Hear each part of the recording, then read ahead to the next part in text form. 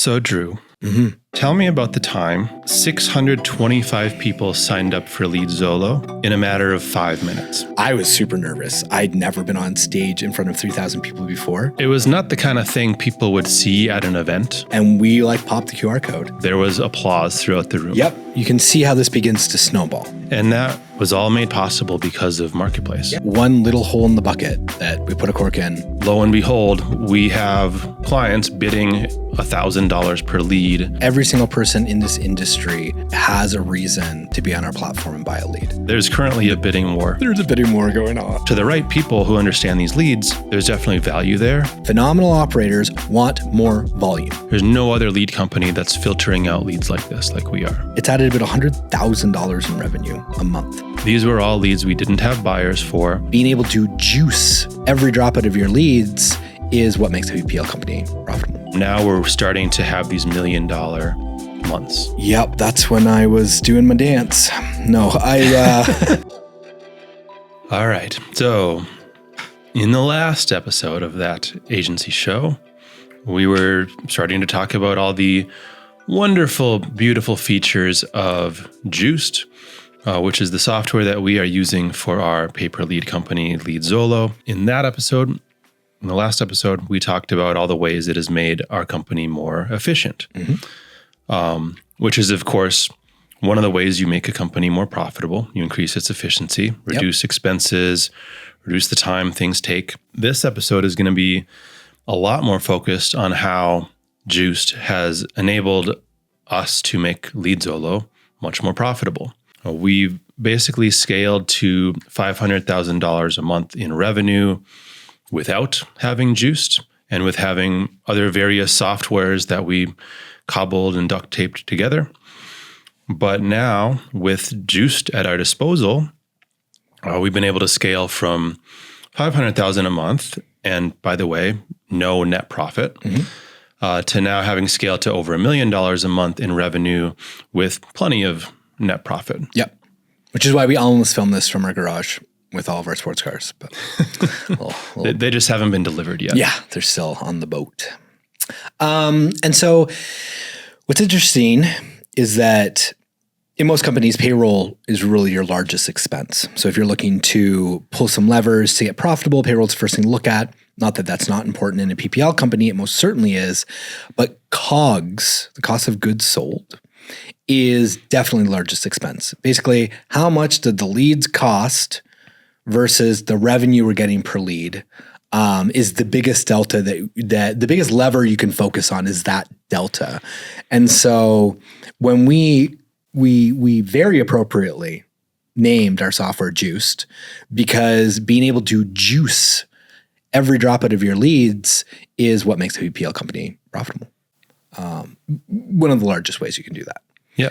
So the majority of this episode will be talking about how we've been juicing our leads by using the software. And mostly not by reducing our cost of goods sold, because that's mostly ad spend. And yeah, you optimize your ad campaigns and you can reduce your cost per lead in some instances. But really, it's the difference between cost per goods sold and top line revenue, how many leads you're selling. So by squeezing all that juice, maximizing the revenue per lead, now, yes, your cost of goods sold is still going to be your largest expense, probably in a PPL company. By far, it's our largest expense, but it's going to be a smaller percentage of your revenue because we were able to just increase our revenue by so much by implementing these features that come out of the box, ready to go. Yep. Within the software, within Juiced. So let's just start from the top. I think the biggest thing, and we've mentioned it multiple times throughout the show, is our ability now to basically free market the cost of our leads, or the cost of our leads to our customers by allowing them to dictate the price. Yes. We obviously have a minimum on it, right? We're very inspired by Google's pay-per-click. But Google's pay-per-click started at penny clicks because they really didn't have any cost. So we had to have a minimum because we did have to cover and make sure that we weren't completely losing our shirts. So we set our minimum, $200, as we've discussed. And then we've allowed the market to dictate what they're willing to pay for the product. We did set a maximum as well. The system does allow for that. We set a maximum because we assumed early on, and I believe we've proven it. We didn't want leads to get up to $2,000 a lead because we can guarantee that every single lead that wasn't a deal, people would be returning or trying to return, and the return rate would be really high if the product got that high. So we did want to cap how expensive the product got. Yeah, maybe you can speak to that. I don't know if you know that off the top of your head. Yeah, well, we definitely set a cap. So the way the system is set up is you set your bid minimum, you set a bid maximum, and then you set the interval. So the interval being the minimum bid is 200.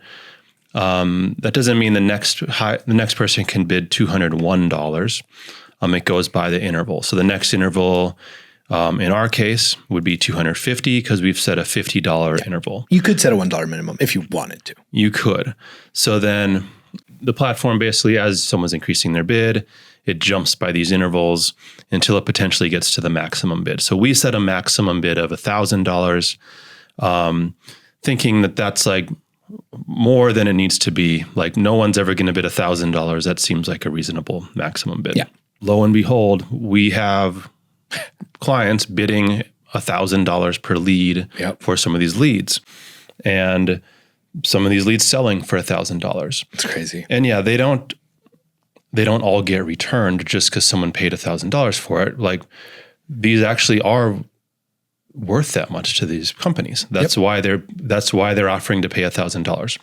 But it is definitely true that there's a correlation between lead price and returns. Mm-hmm. We have other leads on the platform, and we'll get into this a little later. We have different types of leads. So the main lead type we're talking about has a bid range of $200 to $1,000. We have other leads that we're selling for as low as $1. Mm-hmm. So obviously, if someone buys a lead for $1, very few of those get returned. It's just not worth it for somebody to go through the process and have to return the lead. So yes, the higher someone pays per lead, the higher the probability is that they will try to return that lead. Mm-hmm. Whether or not that return is approved as a valid return or not is a different story.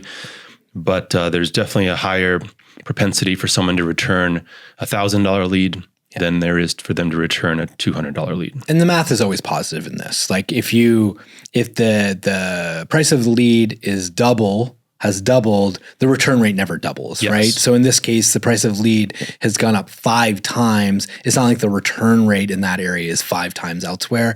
It's maybe just double or something like that. So it's always more beneficial to get more per lead, even if it does increase the return rate. Yeah. Interesting thing that we did that we know our competitors don't do, it's just not, I don't think they thought of it, but is they have a bidding system. And so if you bid $600 and you're the top bidder and win the auction, you pay $600 for that lead. Well, that's not how our system works. If you bid $600 and you are the top bidder and you win that bid, the system actually looks for the second bid. So if you're bidding $600 and actually the person in second place is bidding $300, you actually only pay $350. We've implemented a second step bid logic. And what this does is it's basically allowing our clients to set their threshold. How much are you willing to pay for that lead? And then we're going to give you that lead at only one step over the competition. What it does is we think it's fair to our clients to do it that way. But in kind of a roundabout way, it certainly encourages more bidding because people aren't that afraid. They can put $1,000 bid on, knowing there's only a couple people in their area, knowing they'll never have to pay the $1,000, but they're going to get the most volume in that area, unless their competitor starts getting cheeky and putting their bids up to $900 or $950, which happens. There's currently a bidding war. There's a bidding war going on. That's great. It prevents people from having to be in the platform all of the time, like adjusting their bid and trying to lower their bid to see if they still have the highest bid, and basically manually trying to make sure you always have the highest bid without paying too much.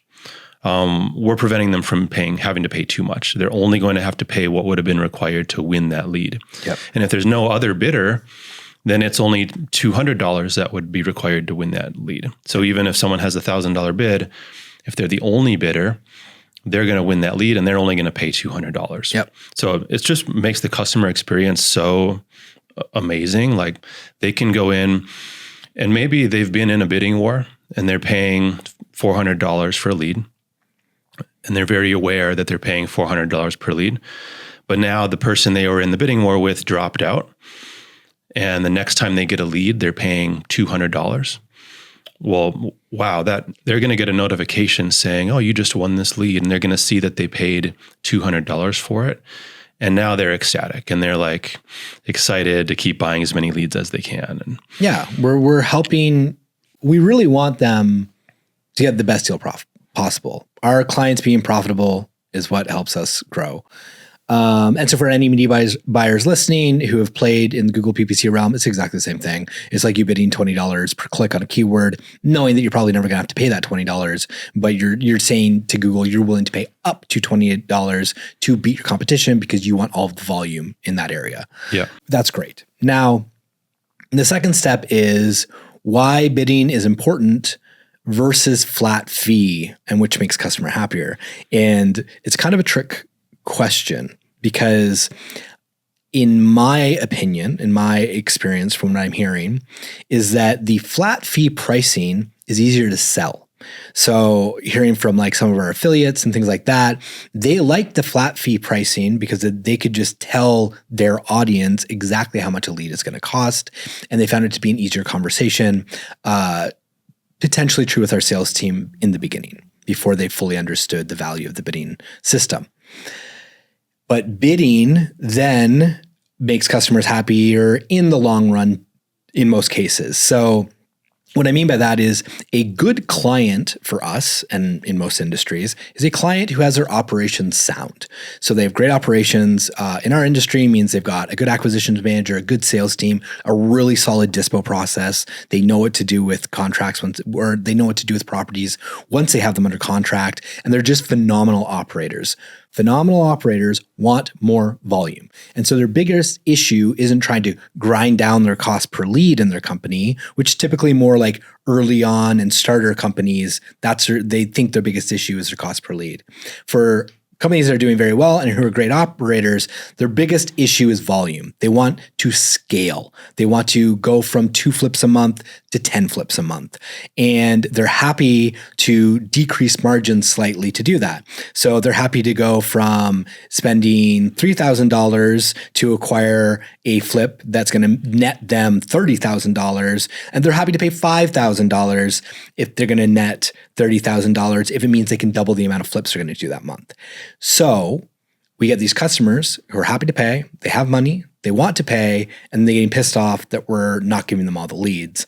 And now we have this bidding system, which allows them to come in and be competitive in their market and buy up the volume, which is what they want. And, at first, because we had sold leads at a flat price for so long, customers were used to that.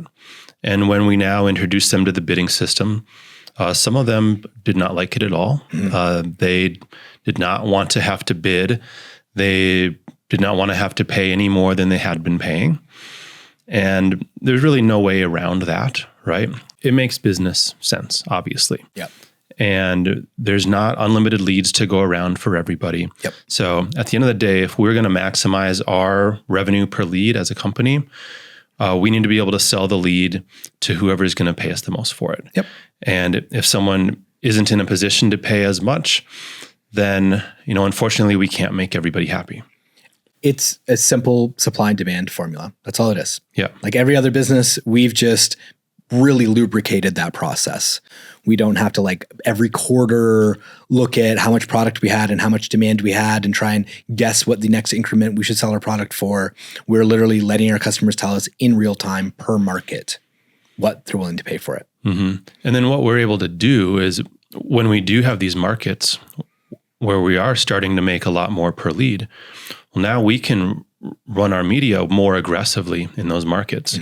We can pay a lot more to generate leads in those markets and ultimately generate more leads. Yeah. And for the people who want more leads and they're willing to pay more for them, Now there's more leads to go around, and they actually are getting more leads.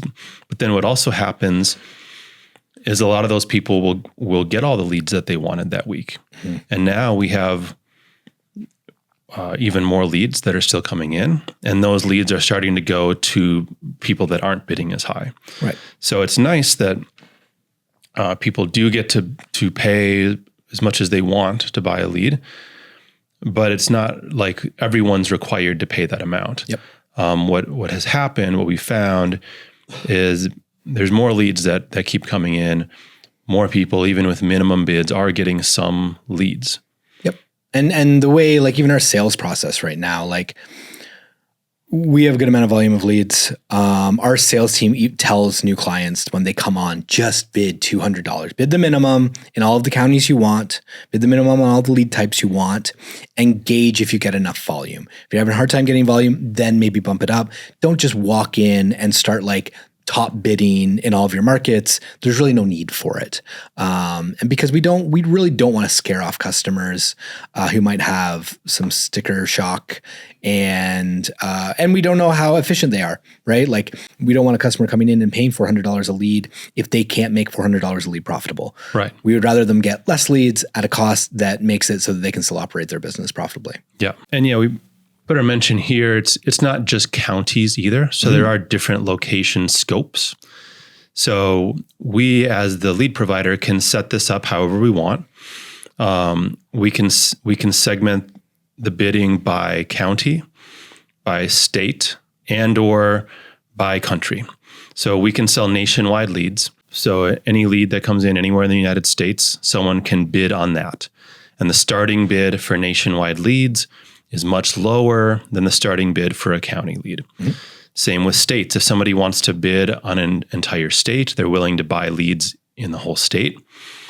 They can bid separately on a state.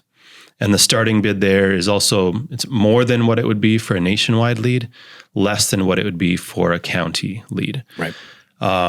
So most clients in our industry are working in specific geographies. So most of our bids are at the county level. And then there are some bids at the state level, and that's nice because if we don't have buyers at the county level, now we can sell a lot more leads for something at the statewide level. Yeah. And then we have some bids at the nationwide level as well. Just like when we ran our Black Friday sale, we talked about bringing in a bunch of people willing to take these nationwide leads. Well, now that's just kind of already built into the system. And they might have county bids set up where they really want to do business. But then because the leads are so much cheaper, they're less expensive nationwide, they'll also maybe put a nationwide bid on, but maybe they'll set a cap on that nationwide bid of 5 leads per week or something like that. Right. But because of the price difference, they're willing to go do that and place bids at the state or at the county level. Yeah. And again, if your product only applies like statewide and your clients really don't care what county someone is, well, you could just set this up for statewide bids. Yep. Or if you just have one product and it's a nationwide thing, well, you could just set it up for nationwide bidding also. Yeah, just not even give the option for scopes, for any deeper scopes. And we have different lead types, which we'll get into. We don't offer nationwide bidding on every lead type either. So this can vary per lead type, where maybe some lead types you're just selling at the county level, and other lead types you're opening up to county, state, and nationwide bidding. And it's interesting too, when we're talking about that sale we did before. So if somebody was buying these county leads, they would be set up with this campaign. And then if they bought like a nationwide package, we'd have to set them up on a totally separate campaign because it's a different price and we have to link it with their wallet. Well, now it's just all built in. And so we can't do like a promo to sell packages of 60 nationwide leads or anything like that, but we can do an in-app promo. And what we can do if we wanted to, and we have done, is say, cut the cost per lead in half for statewide and do a big email campaign, tell everybody to log into the app, place bids on statewide. The price has been reduced to whatever price. And if you put your bids on, we'll lock you into that price for the next 3 months or whatever it might be. So we've just incredibly simplified our ability to promote these different scopes and get bids, at each level, at county, state, and nationwide. Yeah. And so the client can log in. They can see what the top bid is for the lead for the county that they're trying to get a lead in. They can place a bid. They can see within their bidding section, they can see, are they the top bidder? Are they tied for the top bid? So the client can see all of this. It's very transparent. And they then have the power to decide, okay, do I want to pay an extra $50 per lead to be the top bidder? Should I just stay as the tied top bidder, meaning I'm in a round robin with whoever else has this bid? Do I want to be below the top bid and hope that the people with the higher bids are going to get fulfilled, or they're going to run out of money or whatever, and then I'll end up getting a lead for less? So it's kind of a game that they're able to play, especially, there's going to be some clients who just want all the leads. They're going to go place the top bid and set it and forget it. For other people, it can be more of a game where they're trying to figure out, okay, if I set my bid here, I know I'm not the top bid, but how many leads am I going to get if this is my bid? Or how many leads can I get if I bid just a little bit more, but I'm still not the top bid? So it gives the client the ultimate freedom to go play with their bids and figure out the setting for them that they feel is going to give them the best results. Yeah. So let's hop into lead types. We've mentioned it a few times. I think I'll let you take this one since you've set a lot of this up back-end wise. So we'll start with the overview is kind of simple. The overview is, so we have a lead. So for us, we work with real estate investors. So motivated off-market seller leads is our main lead type. And we call them enriched, and it's not important to explain why. We just have like an API that pulls extra data. But those are the main lead types. So we're running ads. The ads are targeting people who are looking to sell their house and not through a traditional method, through a realtor, people who maybe have like a hoarder house or go in foreclosure and are looking to sell their house quickly for cash, because that's what our investors want.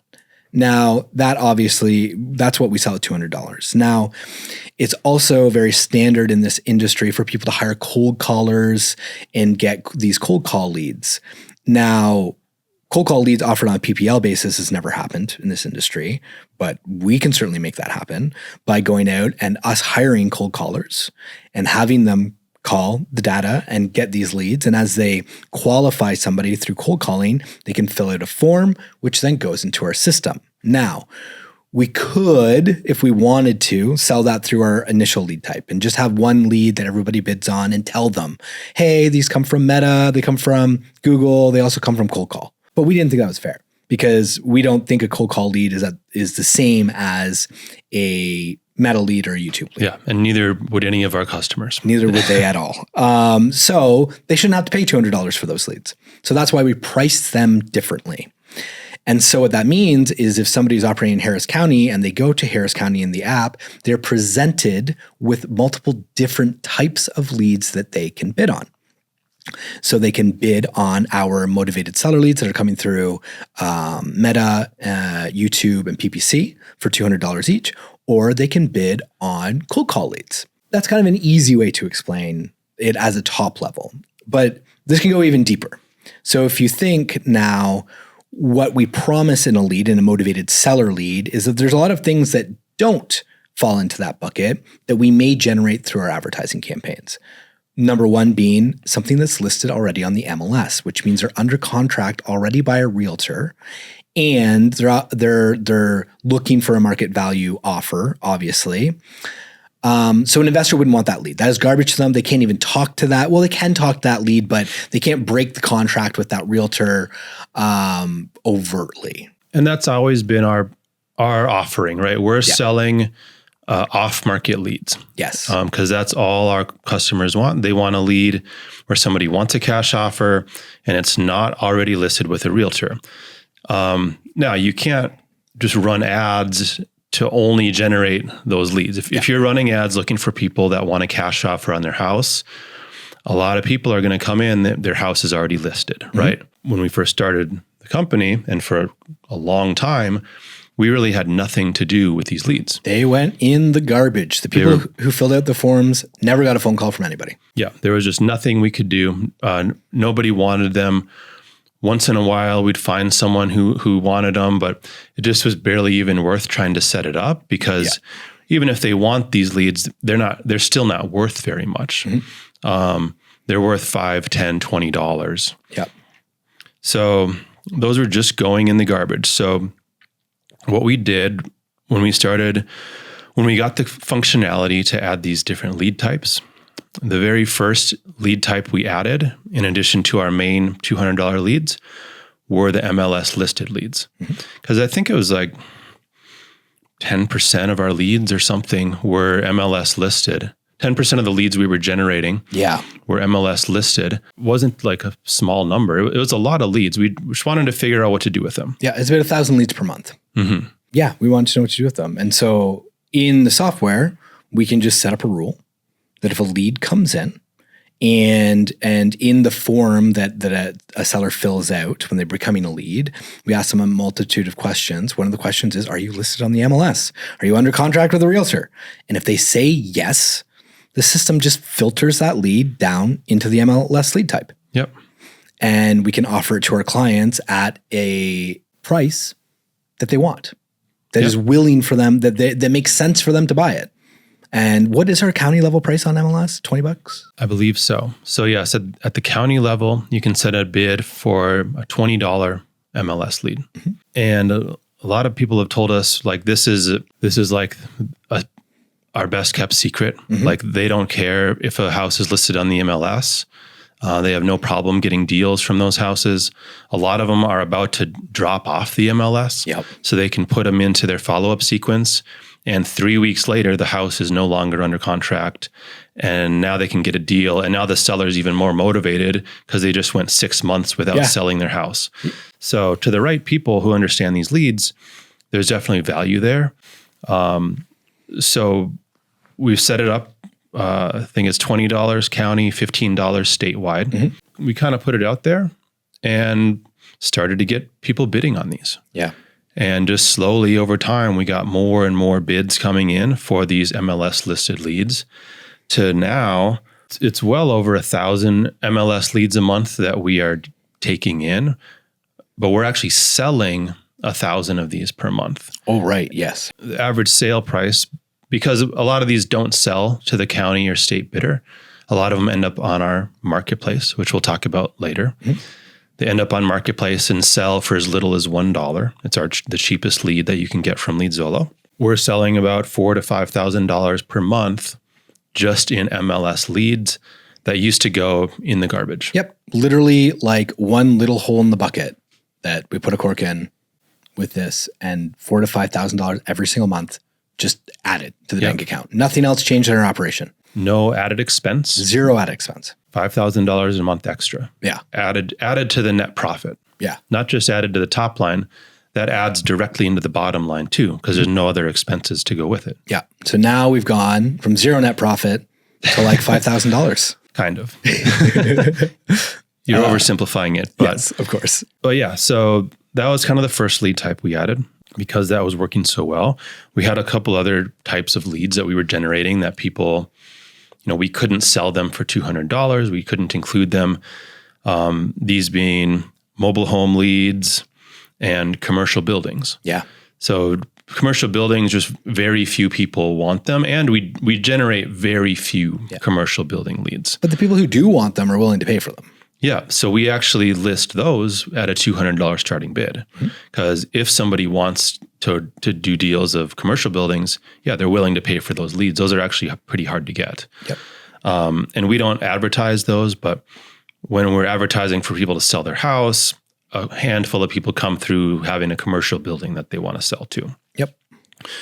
And then, mobile homes, especially mobile homes where they don't own the land that the home is sitting on. It's just sitting on a lot. Yeah. It's very hard for a real estate investor to do much of anything with that. Even if they can, you're going to get a $20,000 assignment fee on a $200,000 house. Well, now you've got an $8,000 mobile home. Even if you can flip it to somebody, what are you looking to make on that? $800? it's such a small potato that there's no way they could feasibly run a business paying $200 for those leads. Yep. So we added that as a lead type, added commercial buildings as a lead type, started to get some bids on those. And over time, that we've gotten more and more bids, more people seeing the value of those leads. And between mobile and commercial, we've added another $5,000 a month, $5,000 to $6,000 per month in sales of those leads. Again, no added expense to generate any of those. Those are just added directly onto the bottom line. Yeah. And what's interesting is that commercial, we actually did have rolled into our initial lead type, I believe. I believe we expected our clients to take them initially. And so now by removing them and putting them into this bracket, we've increased the quality of our initial offering. The bigger way we've been able to increase the quality of our main lead type is we segment it out, not by property type, but by, in our case, it's the timeline someone is looking to sell their house. So person fills out the form. One of the questions is, how soon are you looking to sell? And they might say as soon as possible. They might say within 3 months, within 6 months, or they might say I'm in no rush to sell. Like I'm just kind of curious. So obviously someone, a real estate investor, they don't want to wait around for 6 months and try to do a deal with somebody 6 months later. They want to talk to someone who wants to sell right away. Because they want the motivation, because it's the only way they're going to get a discount on the property. Yeah. So originally all these timelines were just included, right? And it's accepted that, some people are going to want to sell right away. Some people aren't going to want to sell right away. At least that's what they're saying on the form. But, they did fill out a form. So obviously they're interested in selling their house at some time. But it was accepted that not everyone was going to want to sell tomorrow. What we did, though, is we segmented out the people who say they are in no rush to sell and created a new lead type out of that. And we call them no rush leads, and sell them like very cheap, again, for like $20. Mm-hmm. And people are buying those. People, it's a great way for someone new to kind of get started. If they're just starting to call leads like these, it's great practice. It's a low investment, but you still get to talk to a seller. Yep. Even if that seller is not highly motivated, you get to talk to someone who wants to sell their house. And especially if you're learning to do this, would you rather do that for $20 or for $200 or $500? Mm-hmm. So since we've listed these no rush leads, a lot of our clients will have their newer salespeople calling these leads. Yeah. Or if it's someone who's kind of newer to the business or the industry, they might start by buying these no rush leads. And you savvy mathematicians listening are going to go, well, but Kyle, if you're going to filter out some of these leads from that $200 lead type and sell them for $20, wouldn't that be a net negative on the P&L? Because a percentage of those you're selling at 1/10 of the price. And that's not true.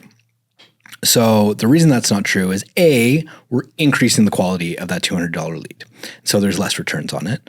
Not that we would necessarily accept a return, but again, it's less back and forth. It's a better experience for our customers. It's a better value, especially if a customer is comparing us to any other lead company. There's no other lead company that's filtering out leads like this, like we are. And then the other pro to that is there are other companies, there are lead aggregates and large lead companies who are also generating off-market leads who don't sell these long timeline motivated leads at all. And so they're just looking to discard their waste. So, and we're going to talk about this in the next episode about scaling with strategic partners, but we've found some strategic partners who we can buy this lead type from and basically arbitrage it through our system and blend it in with our leads.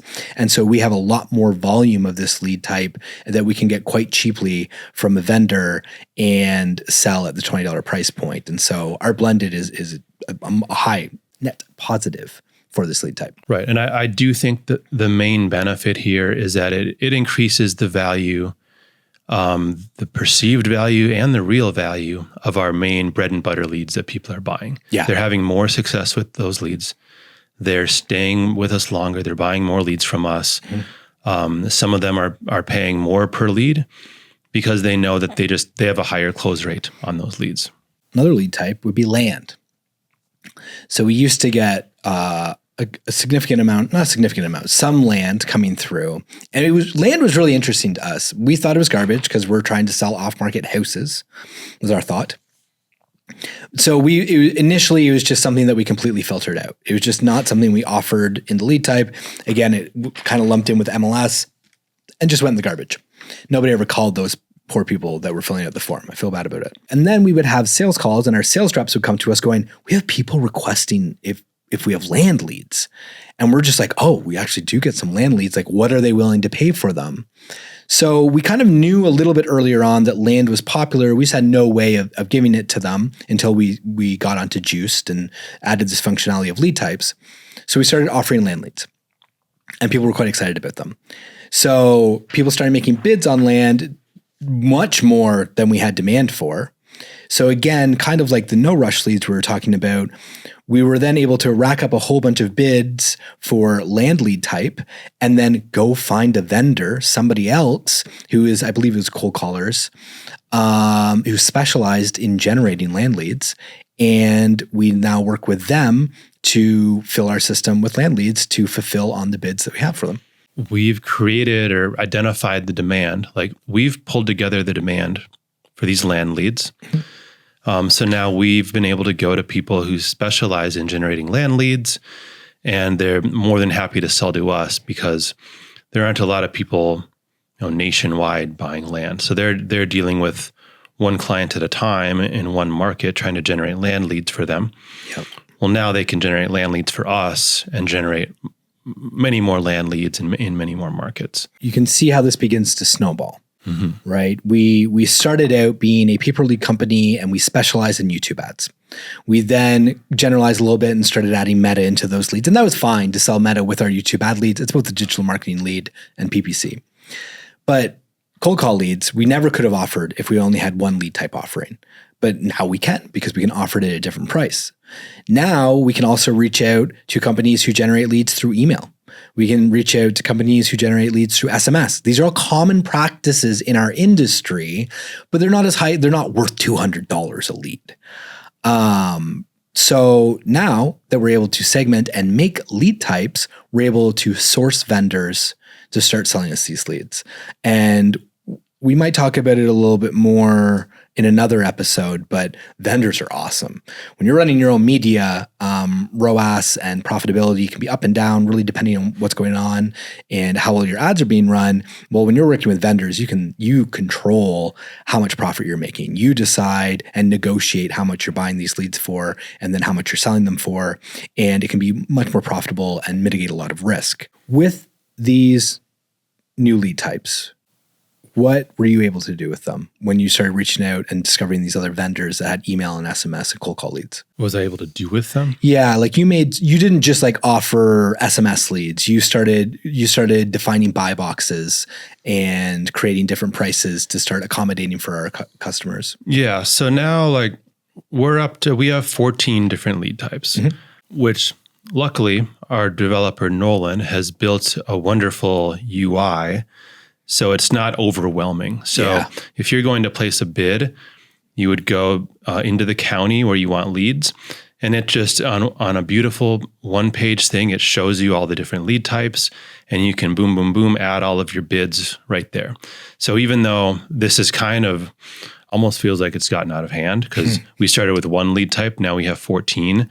It really hasn't because it's still so easy for the customer to go in, understand what all the lead types are, and then place their bids.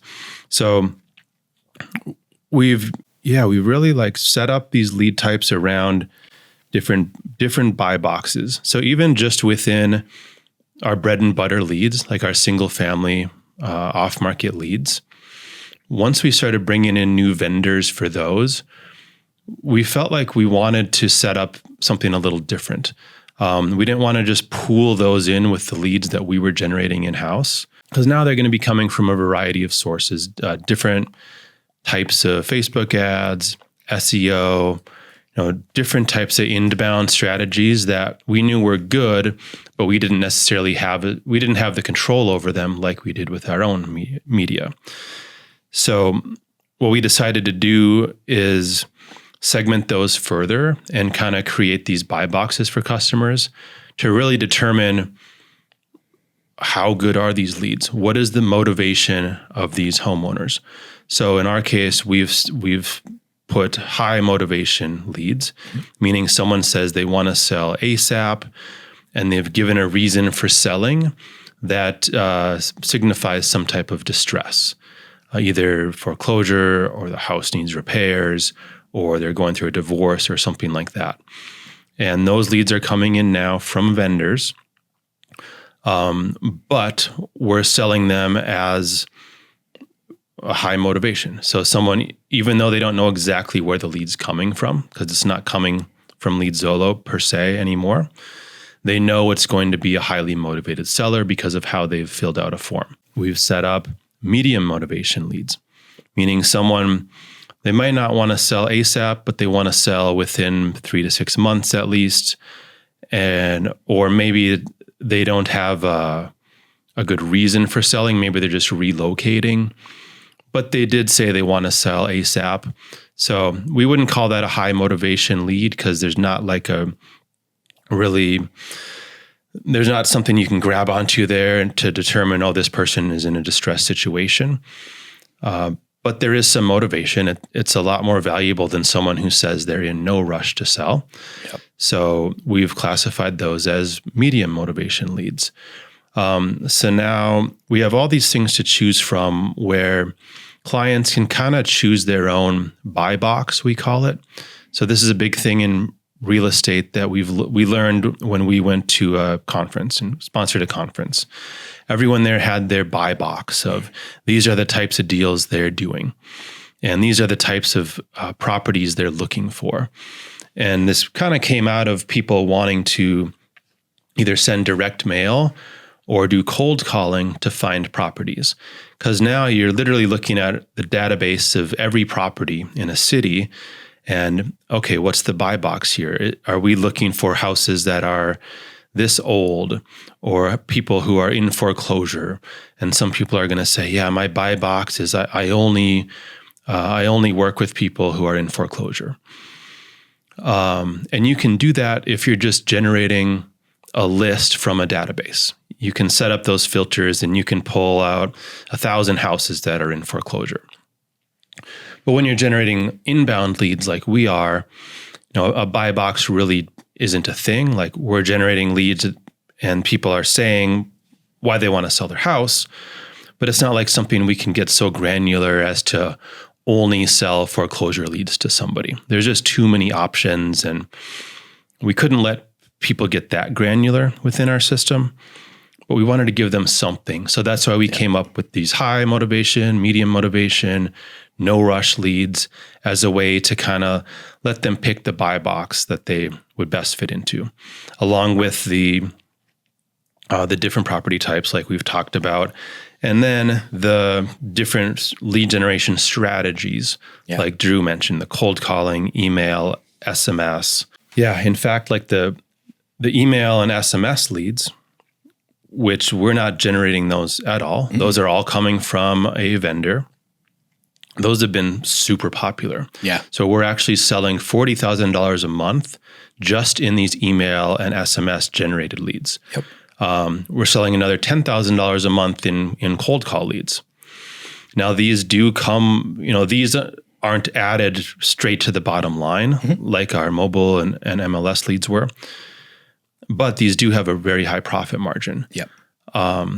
So this has been something that's not only adding to our profit, but it's giving customers more options. It's giving them ways to get leads for less than they can get some of our higher quality leads for. And really, you think of the range here. Someone can get an MLS listed lead for $1. Someone else is spending $1,000 for a lead in a specific county, right? And everything in between. So no matter what somebody's lead budget is, they can come to Leadzolo and they can get leads. Yep. Yeah, there's literally every single person in this industry has a reason to be on our platform and buy a lead. So what does this mean for other industries? Obviously, we are very focused on our industry, but when we built all this out, like it wasn't just for real estate investment leads. We think the application of this would work across all industries. So let's say you're an agency that works with insurance brokers, right? Some insurance brokers are going to specialize in, or maybe a loan. Let's start with a loan broker. Some loan brokers specialize in bad credit loans. Some loan brokers specialize in good credit loans. So imagine being able to split out those two different lead types. Obviously, the bad credit leads are going to get less money than the high credit leads, but the people who are looking for people with high credit are going to be very, very happy that you're filtering out those low credit leads. And you just need to look at the blended revenue as you're generating those leads to identify your cost versus revenue delta. Roofing. Yep. Roofing, would be like a roof replacement versus a roof repair. Yeah. It might be segmented based on the type of roof. Maybe someone only does asphalt roofing. Someone else only does steel roofing. Yeah. Commercial. Yeah. Residential. Yeah. So there's so many ways to segment these to where you might have a funnel set up, and anyone who wants a new roof or a roof repair or whatever is going to fill out the same form, just because that's the nature. Even if your ad is only talking about steel commercial roofing, you're going to have people filling out that form because they need a new roof on their 1,000 square foot house. Yeah. And that's just the nature of lead generation. Well, this now gives you a way to sell each of those leads separately for different prices to the clients that actually want them. And they only need to buy the leads of the type of house that they are working on. One company might specialize in repair leads because those leads are going to be a lot cheaper than a roof replacement lead, but they understand that a lot of those are going to lead to replacements. Yep. Or maybe they have a strategy of every time they're in a neighborhood, they go and talk to all the neighbors, and they don't even care if the first person even hires them because they've talked to 10 other people in the neighborhood and signed up 2 people for a roof replacement. Yep. You're running insurance ads looking for anybody who's just looking for general insurance. You're going to have somebody who comes in and fits the criteria for Keyman insurance. You're going to have all kinds of different segments based on the questions you ask in that funnel that you're able to now juice by segmenting them and customizing how much you're willing to sell each one of those for, so that you're getting as much profit as possible and your customers are as happy as possible because they have more choice and transparency over the leads that are coming. And it sets you apart in a way that doesn't require waste. Because at first, like we were guaranteeing every lead would be a single family off-market home. And that's great, but we just had all this waste. Now we can still guarantee every lead is a single family off-market home if that's the lead type you're bidding on. If you're bidding on a different lead type, obviously it's going to be different. And now we're not just throwing those other lead types in the garbage. Yeah. So we've really, at this point, what we've been able to do is really reduce our biggest expense, which is unsold leads. Yes. And to the point where most people would almost think that we've basically solved the whole equation. But I bet there's still another step. At this point, we've been able to segment our leads. We've been able to bucket them differently through our lead types. And by manipulating the price of the different segments means that we're able to sell way more of what was going unsold before. But well, let me first mention too that we're still like 75% of the leads we're selling are still our main bread and butter leads. So it's not like we've totally diluted our offering and nobody's buying our regular leads anymore. Like that's still the vast majority of the leads we're selling. But now through selling the extra leads and then starting to take more leads in from other vendors, 25% of $1 million a month is, it's something, right? Yep. It's every little $250K helps. As well, yeah. I love that. Every $250K helps. Yeah, absolutely. And yeah, it was really, really exciting for us to be able to go through all of this and implement all of this with Nolan. And it's just been a massive help for us. And as we mentioned, dramatically increased profitability. So yeah, moving on, as you were getting to. Yes, there's probably still some leads going unsold at this point. Yes. We're still generating leads in areas where we don't have buyers. We don't have bids everywhere. Where we do have bids, people have caps, people have budget restraints. So we still have overflow leads. And there's still, we have the JV partners, which we've talked about in previous episodes, which are fine, but not great. We have some people who are buying like $10 overflow leads, some partnerships there. But what we really wanted to do was figure out a way to give our customers maybe a second crack at leads, should they go unsold. But there was also another problem we were kind of looking at trying to solve, which was when somebody comes onto the bid platform, as exciting as it is when somebody's on a sales call and they set up their first bid and like a lead comes in right in there, right then and now, that it's few and far between. Typically, somebody sets up bids and it's a little while before they get their first lead. It takes some time before they actually get to taste our product, before a lead actually goes into CRM, before they can actually talk to a seller. And that time is one of that time frame between sale and them actually experience the product is really important to try and narrow that gap in any business, right? I think about Alex Hormozy talking about gym launch and their challenges, and the point of the challenge is try and get the people to lose as much weight as possible in the first week, because if they can get them sold on a result very, very quickly, then it's okay if the rest of the program takes a little bit longer because they got to see a result quick. So how do we reduce this time between payment and result? And we have these overflow leads, so naturally there's something we need to be able to do there. There's a marriage there. And so that's when we came up with the concept of marketplace.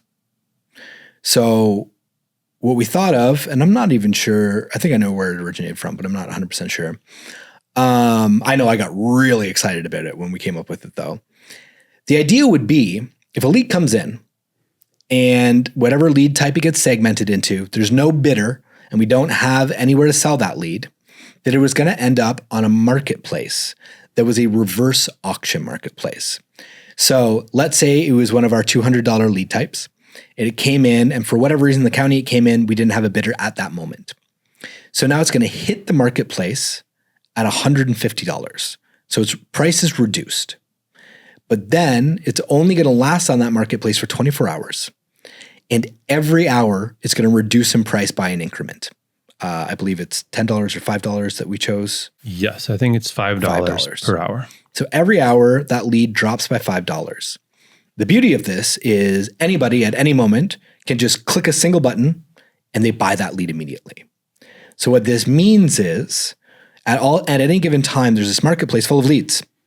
And when a new customer comes on, they can see product. There's actually something to show them outside of a bidding system. There's the actual product is right there. And they, in live time, can click a button and buy a lead. On top of that, with this reverse auction, they can also see like anybody who might be weary of spending $200 on a lead can sample our product at cheaper prices. Now, the catch to this is that they've been sitting on this marketplace for some time. They might have caught it at $150, or maybe it's 24 hours later and that lead is now $35 and about to fall off marketplace, but it's creating some action. It's creating a reason for people to want to be on the platform looking at marketplace. And there's some other cool features to marketplace as well.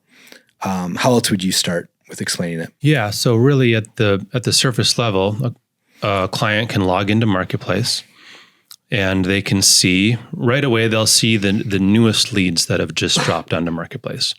And usually that'll be a lead that's been generated within the last 5 or 10 minutes. So they'll see, okay, this lead just came in. Here's where it is. So they get to see the state and county where the lead is and the lead type. And that's really all they can see. Just like when they're placing a bid on a lead, they're just bidding on the county and the lead type. So a lead on marketplace is no different. They can see the county and the lead type. And then they'll see when it was generated. Did it come in 5 minutes ago or 5 hours ago? And they'll see the price. They can click a button, buy it now. If it came in 5 minutes ago, it's going to be $150. If it came in 5 hours ago, it's going to be $125 or so. And as these leads sit there, of course, they get colder. So naturally, you're going to have a lower contact rate. It'll be a little harder to get a hold of these people. Maybe they'll have changed their mind. Maybe they'll have, gone looking and filled out another form, and now they're already talking to somebody else too. Mm-hmm. But that's why also naturally the price of the lead goes down over time. So the client can buy the lead for the buy it now price, or what they could also do is set up a buy order. So maybe they don't care about talking to a seller right away. Maybe they're fine talking to the seller tomorrow, if it means that they can get the lead for a lot cheaper. So what they can do is set a buy order and basically say, if and when the lead drops in price to $50, or when it drops down in price to the floor price of $35, I will buy that lead. Mm-hmm. Okay, I don't have to sit on Marketplace and watch the time run down and manually buy it now when it hits that price. I can just place a buy order. So if it hits that price and nobody else has bought it, I will automatically buy the lead. Yep. So we see people playing both sides of it. Some people sit there and wait for leads to pop in and they'll buy the lead right away that came in 5 minutes ago. Other people looking for the best deals, they'll go in and they'll just once or twice a day, they'll place buy orders on all of the leads they get, all the leads that they want. And when those buy orders reach that price, they'll get a lot of those leads. Or someone else could have came in and bought the lead in the meantime. Okay, the buy order doesn't guarantee you the lead by any means. It only is going to give you the lead if nobody else has paid more for it. Yep.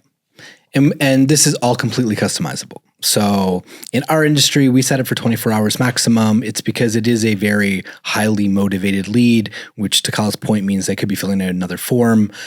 We don't want to sell leads that are 2, 3, 4 days old.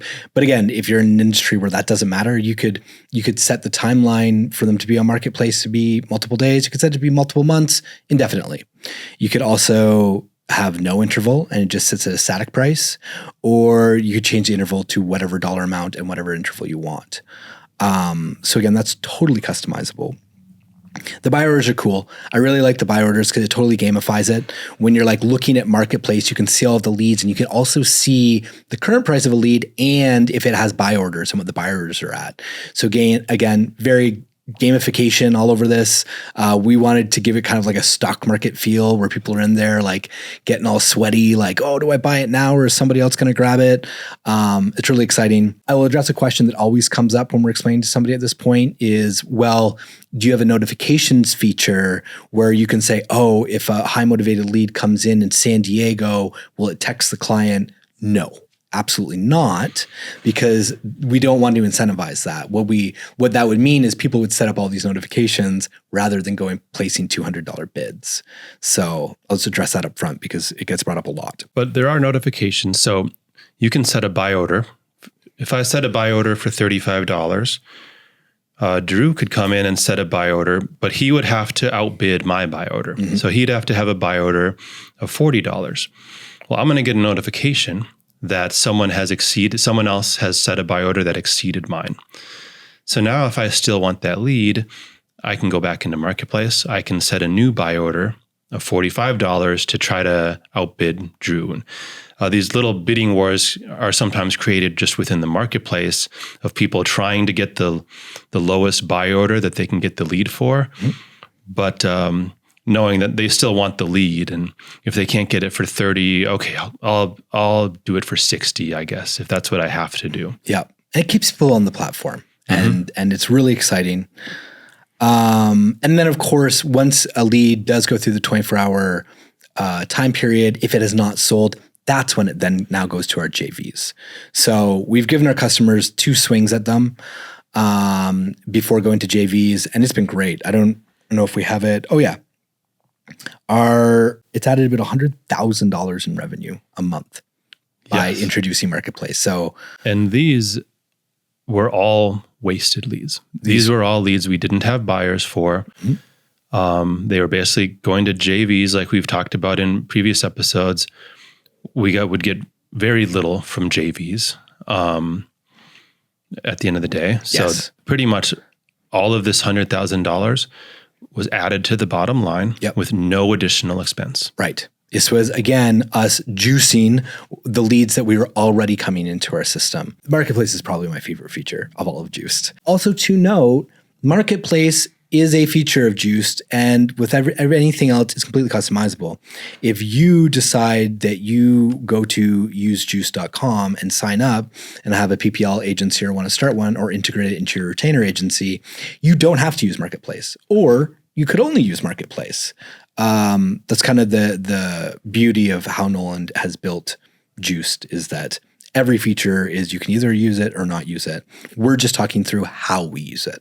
Yes. That's really not all. I really want to do like the Russell Brunson, and that's not all. And that's not all Marketplace is good for. Marketplace is actually, that $100,000 is cool, but it's not even the part that excites me the most. It does now that we're kind of looking at the numbers. But what I really, really, really like about Marketplace is we talked before about wholesaling live and like these live lead events online. And like literally we were printing off leads onto sheets of paper and handing them to people, and then basically just yelling, "Oh, they're calling Leadzolo leads. You should sign up at Leadzolo and get these leads," right? And maybe our logo would be on a screen behind them. But now what we can do is showcase this. We can sponsor an event or have an online stream going on with somebody calling leads, and we can be sharing Marketplace. So people can actually see our software. They can see our leads and our product in real time. They can see leads ticking down in price. And as our influencers or whoever, the callers are calling the leads, they're watching them buy them directly off of Marketplace and calling them right there on the spot. Which, like we were talking about before, dramatic demonstrations, there's nothing more dramatic than actually that, right? If you're talking to a car salesman, you could talk about the car all day long, but what sells a car is the test drive. A car salesman's only job is to get you into the car and onto the road. And that's exactly what this is. To me, it's my favorite part. Yeah, and if the product is being demonstrated and people are seeing these leads being bought off a Marketplace, by the way, we talk about this as juiced, but to a Leadzolo customer, this is just Leadzolo. A Leadzolo customer doesn't know that our software is called Juiced. So when they log into the platform or they're seeing somebody use Marketplace, it's just branded as Leadzolo. So as far as they know, this is just Leadzolo. Juiced really has nothing to do with the equation. And they're seeing people buying leads from Leadzolo in real time, a lead that they literally could have just bought themselves. But instead someone on stage bought the lead, called it, got a deal done. Like in the past, when we had done those first kind of live lead sessions with RJ, competitors or other people would accuse us of just giving him the best leads off the top. And, you just kind of ignore that, but that's what people would accuse us of. With this method of now they're actually buying the leads off the bottom because they didn't sell to a bidder. They're sitting on Marketplace now. These are actually the leads off the bottom. And you can very obviously see that they're not getting any special treatment. They're not getting any special leads. They're just buying the leads that nobody else has wanted up until now. Yeah. Yeah. And on top of that too, like when we're doing a live lead session or something, we don't know how many leads that person's going to need. So there's times where we've like generated 20 leads on a sheet and handed it to somebody to go call. Like 20 leads sold at $200 per lead. Like that's $4,000 worth of leads we handed them. It's about $2,000 of cost, assuming they all sold at $200. And then you go give it to the influencer and he calls the first 2 leads and gets a hold of somebody and spends a whole hour negotiating with that person, signing them a contract. It's an incredibly awesome stream, but they didn't use 18 of the leads, and our leads are delivered in real time. And so there's not really much we can do with them. So we've just kind of wasted all of this money and all those leads, and those poor people aren't getting called. Where now that influencer, we just put some money, like we basically credit an account for them, give them an account with money on it. If they call 3 leads, even at the $150 price point, really it's our lost cost is only $450. So it's great to manage that side of things. So Drew, in a previous episode, we mentioned that by the end of our second year in business, we had signed up 870 customers. Yep. And this was before we had juiced. 870 customers in 2 years. Tell me about the time that 625 people signed up for Leadzolo in a matter of 5 minutes. Yeah. Yep. That's when I was doing my dance. No, yeah, what an incredible experience. So this February, we had an opportunity to sponsor a very large event. It was 3,000 people. It was really exciting. We definitely never sponsored a 3,000 person event before. With that sponsorship, it probably between the sponsorship and like we flew out basically our whole team, hotels, flights, all that kind of stuff. Like we're 6 figures invested into this event. And we were given an hour stage time. And now the initial offer was like, well, you'll get an hour. And the organizer of the event, basically, the CEO, like Drew, gets to go sit, and the organizer of the event, the big influencer, is going to spend an hour just talking to you about your business to kind of educate the crowd. Now, when they told us that, we kind of knew that was going to be kind of boring and kind of lame. It was offered to the 2 premium sponsors, us and the other sponsor. And we didn't really want to go for that. We didn't me sitting there talking, of course, I'm going to wow everybody. But who really cares about an hour spot at an event of a sponsor being interviewed? And we were actually right, because the spot where the other sponsor was being interviewed at the event, like nobody was in the room. Everybody was like out taking a break, getting lunch, whatever. So we're really glad we didn't do that. So what we pitched to them was, well, why don't we do a live lead session? Why don't, for that hour, I'll come on stage. We'll take a few of the influencers, the well-known people in this community of 3,000, as well as the organizer. And we're just going to have them call leads. This will be, and we had not done this yet. Like Juice was new. Like we're February. I think we transitioned over by the end of the year before, right? So we're fully onto Juiced, but like we have never like showcased Juiced. Marketplace was new. Marketplace, that was right. Yeah. Marketplace had just been launched. So nobody knew about Marketplace. So it was like, okay, we're going to do this. We're going to go up there. We're going to showcase Marketplace. We're going to have these people call. And then the whole time we're going to have a QR code up, and it's going to be a direct sign up so that everybody can sign up to Marketplace. So yeah, so it was exciting. I was super nervous. I'd never been on stage in front of 3,000 people before. It was really cool. It was awkward. We didn't really know much about what was going on, let alone being at that level of a sponsorship at an event. Like this is not something we did all the time. We've done a couple of events before, but they were like 300 to 500 people. We knew the people putting on the events. This was something definitely outside of our comfort zone. I remember it was like 2 hours before we went up, and we went to talk to the AV team to ask if they would change like the background lights to green to like match our branding. And they just like kind of looked at us, like cold stared at us. And we're just like, okay, so I guess we can't ask for the lights to be changed. We'll just carry on now. Right. Like that's not how these things work, not little children. Worked. Yes, move along. And then even like when it was our time to go, our time like got changed.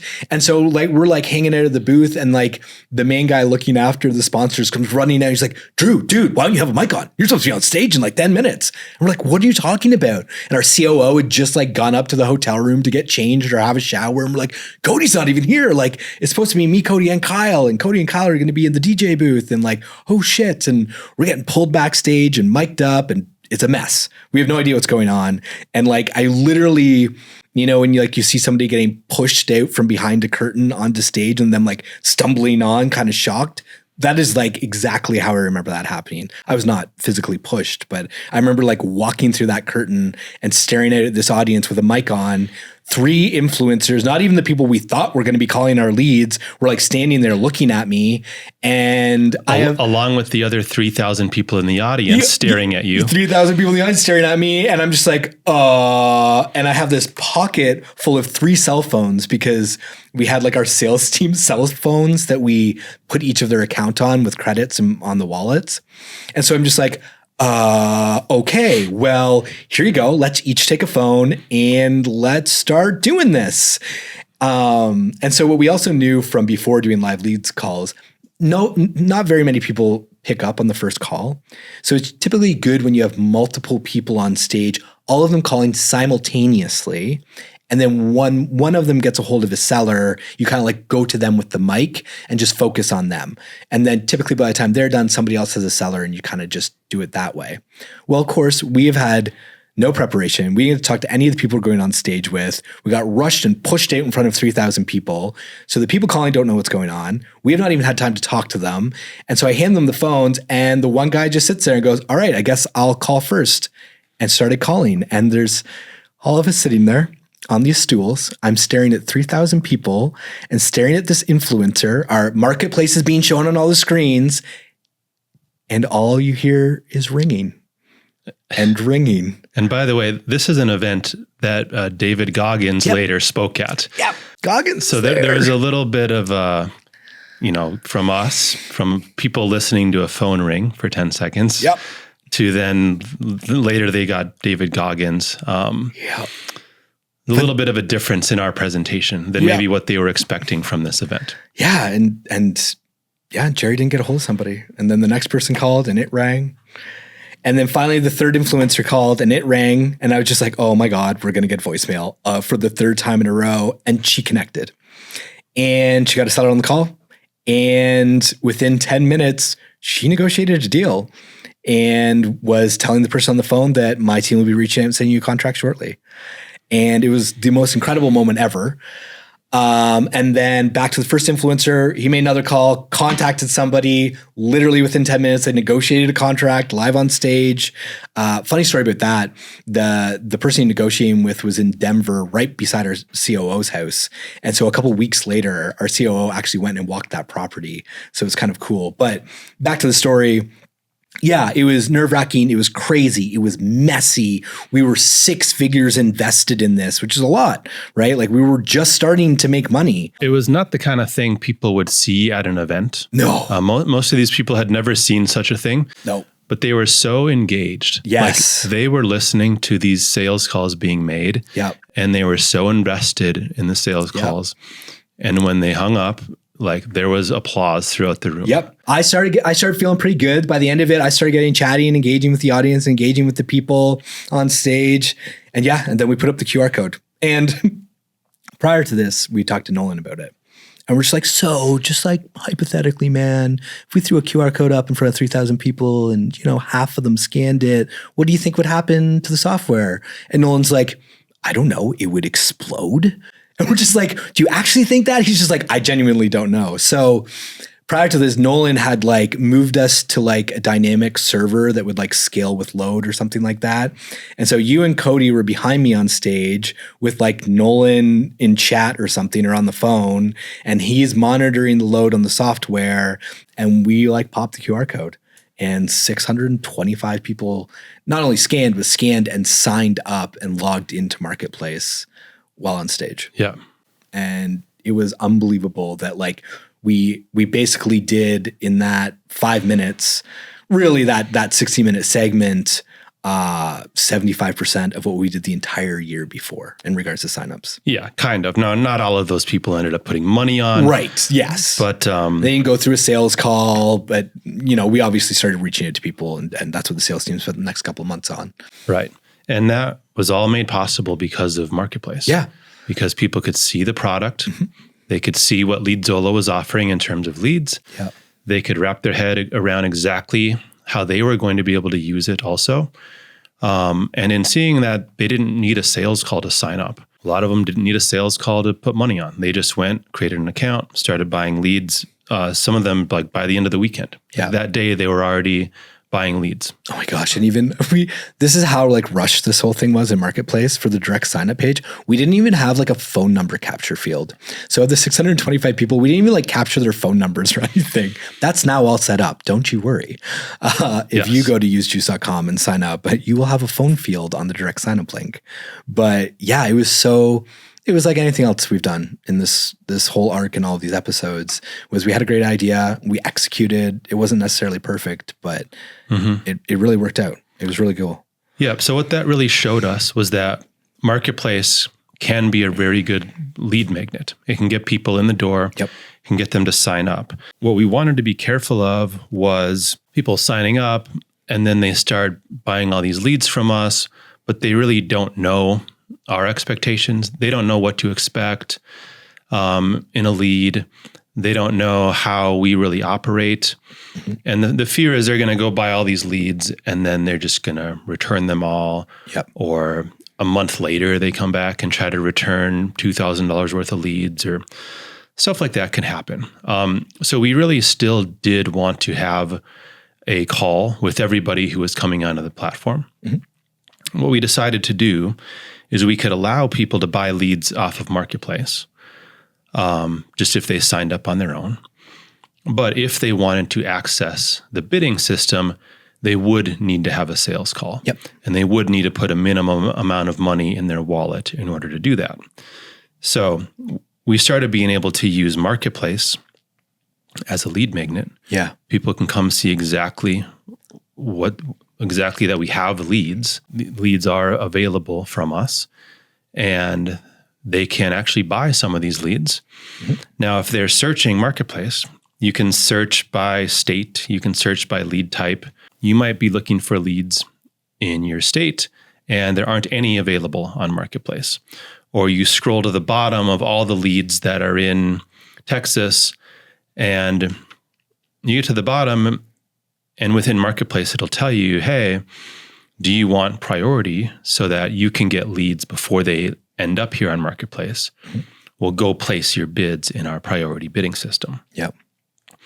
Well, if somebody does that, they click that link to go place their bids.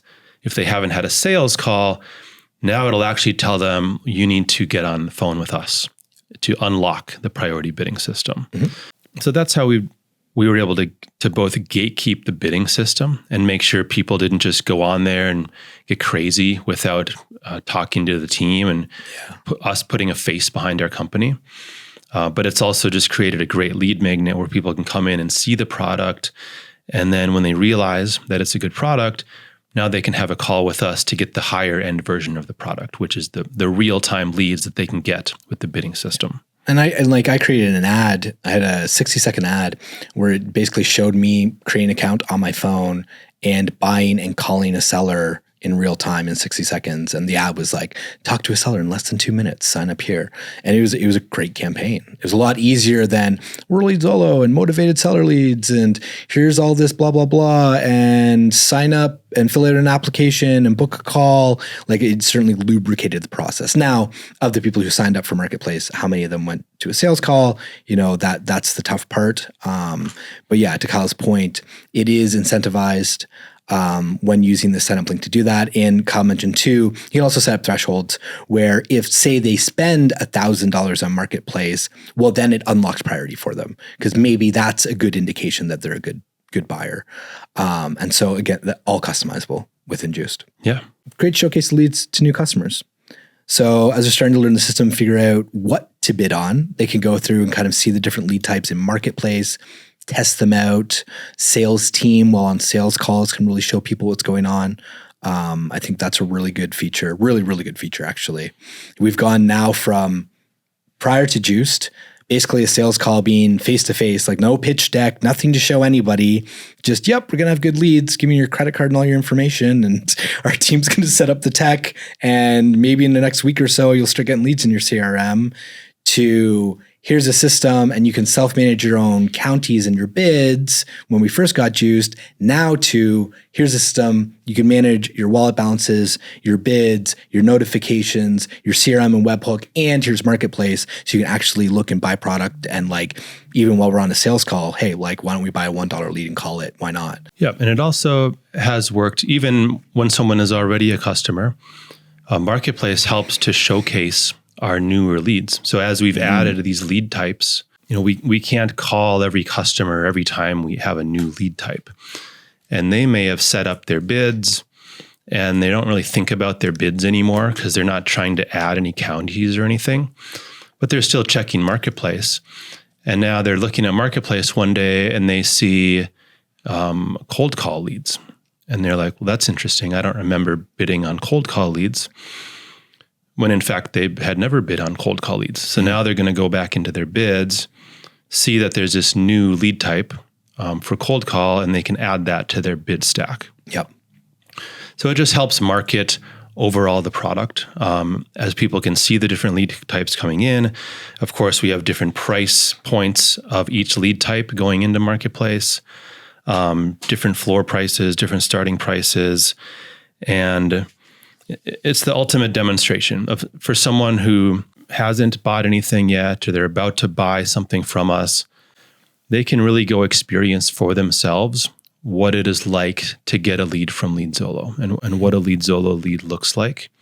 They're able to really go do that themselves. They don't need anyone to screen share and show them what that looks like. They can go start to play around with the system themselves if they really want to. Yeah, it's great. Shortening time to success. That's what I was stumbling over earlier, trying to say. Just being able to contact the seller within minutes of being signed up is just really great. And again, the best part is the extra $100,000. Every $100,000 helps. Every little $100,000 helps. Yep. Just straight to the bottom line. Yep. So now you can see how all this stuff has been stacking, and now we're getting more money per lead because people are bidding more. We don't have a flat price per lead. We're selling all these leads we couldn't sell before because we have different lead types, and they can buy leads that used to go into the garbage.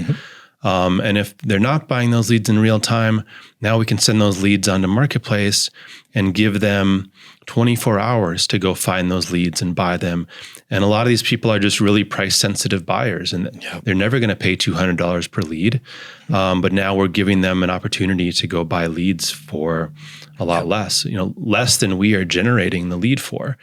But still, to us, this is something that would have gone in the garbage. We would have just had to write it off as part of our cost of goods.